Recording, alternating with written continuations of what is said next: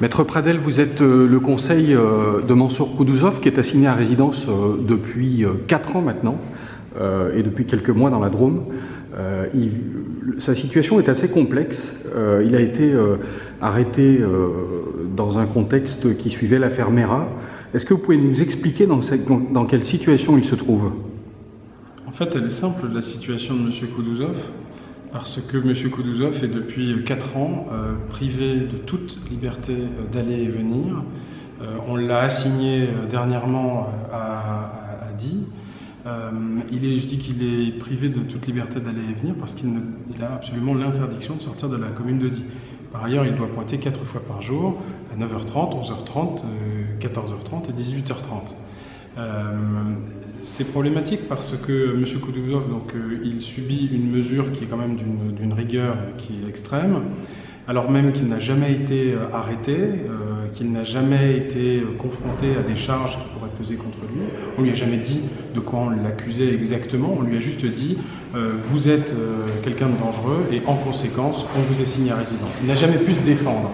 Et ça c'est un vrai problème qu'une personne puisse être ainsi pendant une période de 4 années assignée à résidence sans avoir jamais la possibilité de se défendre contre les raisons qui commandent cette mesure. On lui a reproché, après l'affaire Mera, d'animer un site djihadiste, mais il n'a jamais pu être entendu sur cette affaire finalement. En fait, on ne lui a jamais reproché de l'avoir animé, pour une raison simple, c'est que simplement il était à l'époque à laquelle il a expliqué avoir participé effectivement à un réseau, il était mineur, il avait 15 ans et il s'est mis très vite en retrait de ce réseau.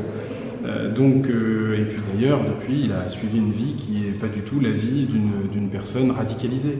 Simplement, comme à une époque, alors qu'il était mineur et d'une période ancienne, il a participé effectivement à un réseau de ce genre, eh bien, et qu'on ne pouvait pas le juger, eh bien, on a renoncé à le juger, mais on a décidé quand même au ministère de l'Intérieur de l'assigner à résidence. Aujourd'hui, on vient de le condamner à 1 an d'emprisonnement ferme parce qu'il ne respecte pas son assignation à résidence et les obligations qui sont les siennes à Die. Vous avez une réaction par rapport à cette décision? Moi, je pense qu'on instrumentalise la justice ici.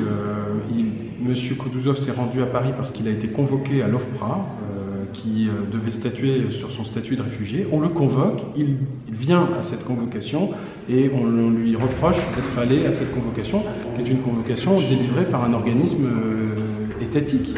Donc c'est un véritable piège. S'il ne va pas à cette convocation, il risque de perdre son statut de réfugié, et s'il y va, eh bien, on l'envoie pendant 1 année en prison. C'est un vrai problème. Envisagez-vous de faire appel de cette décision? Bien sûr, en tout cas, c'est le conseil que j'ai donné à M. Koudouzov, c'est de faire appel de cette décision. Merci beaucoup.